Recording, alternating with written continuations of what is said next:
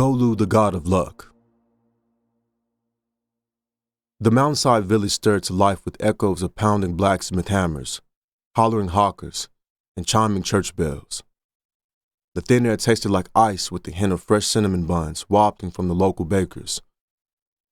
Evergreen trees preserved this haven of lush land, gallivanting unicorns, and river kelpies playfully inviting humans in for a swim for better or worse.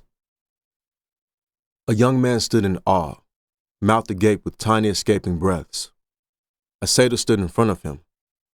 The satyr, licking his lips, gazed at the unicorns as if planning a snack, and asked the young man an offhanded question.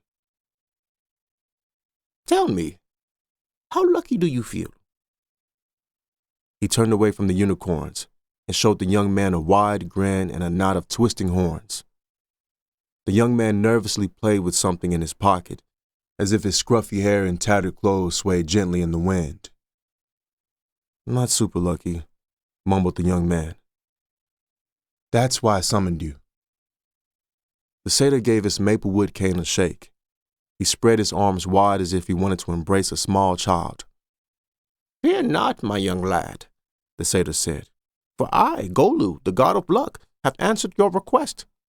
I serve all mortals, and I dare say I do a fantastic job. It's a pleasure to meet you, Mr. "Fitz, sir," the boy replied quietly. "Ah, Mr. Fitz. A fine name as any. Now, how may I be of service?" Golu bowed low, and when he straightened, he was no longer a satyr. An emerald-eyed nymph stood in his place, with multicolored leaves and twigs protruding from skin that suddenly crunched and crackled like bark with every movement. Fitz gasped. "What did you do to yourself?" "It's a bit of a necessity, really. I prefer to keep you mortals guessing. I've heard my real form is quite frightening." "But why?" Fitz asked. "What do you really look like?" "You don't actually think I'd reveal it to you now, do you? Come on. I think you have more sense, my boy. Anyway, on to business. Why have you called me to this place? As beautiful as it may be, I was in the middle of something." "Well, Mr. Golu, sir, I really need your help. There's this girl and I'd like, and—" Golu jumped leaves, floating down from his body to the chartreuse grass. "Oh my! A classic love story. Oh, a terrible tragedy unfurled. I, Golu, will either increase or decrease your chance at love, and I do hope it works out in your favor, my dear boy." Fitz frowned. Just wait a second," replied Fitz. "You grant bad luck, too?" Golu smirked. "But of course. I couldn't grant everyone good fortune, nor could I grant everyone ill fortune. There's a delicate balance, you see. I may tip the scales a bit from time to time, but I am bound to remain neutral to some extent." "Okay. Then how could I increase my chances rather than decrease?" Golu couldn't hide his smile.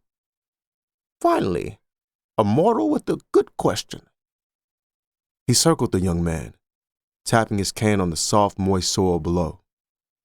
The breeze blew past the god, carrying the scent of jasmine flowers and blossom petals. His rough bark melted away into smooth bronze skin. Fitz shrunk back as Golu grew into a menacing green-eyed cyclops.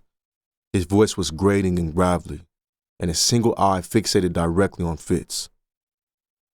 "I am not a god who requires sacrifice, but I do like my offerings." Fitz was more confused than ever. "So I have to offer you something? And then what?" The cyclops chortled. "Well, it's quite simple. If I like your offering, your luck increases. If I do not, it decreases. There is no middle ground, and there are no absolute successes or failures. I am not like my sister's fate and destiny. I deal in probabilities." "But I don't really have anything to give. I'm a poor boy, as you can see. What can I possibly offer a god?" Golu lifted his cane, shrinking back into something else peculiar.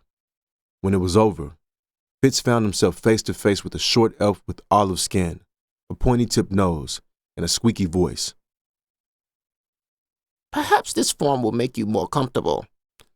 He trained his emerald eyes on Fitz. The offering is something you must decide. Just know that the price of the item you choose does not dictate my choice. I am a god.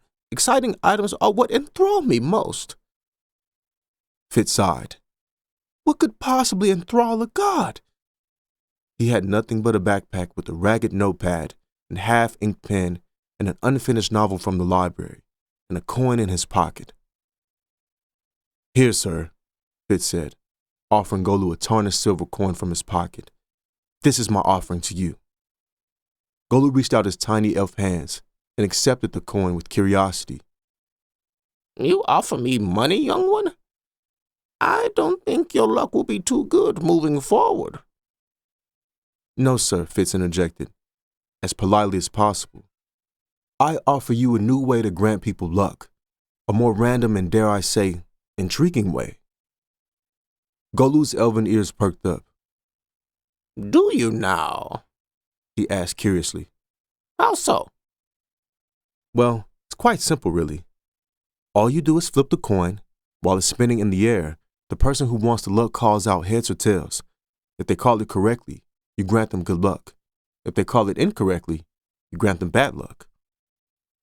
Golu thought about this for a moment, then grinned. I like this idea, Mr. Fitz. So much, in fact, that I will try this with you first. It is only fitting. I was counting on it. Fitz took a deep breath and smiled back at the great god of luck. He watched him shift the coin with his slender fingers and then balance it in the palm of his dainty hands. Although tarnished, small sections of the silver coin glimmered in the sunlight. Golu gazed at Fitz with an admiration and repeated a familiar question. So, Mr. Fitz, how lucky do you feel right now? Fitz looked down at the coin in the god's hands and then back into the shining emerald eyes. Pretty lucky. Golu giggled. Good. Let's find out. The god of luck flipped Fitz's weighted coin towards the twinkling sun as the young man made his call.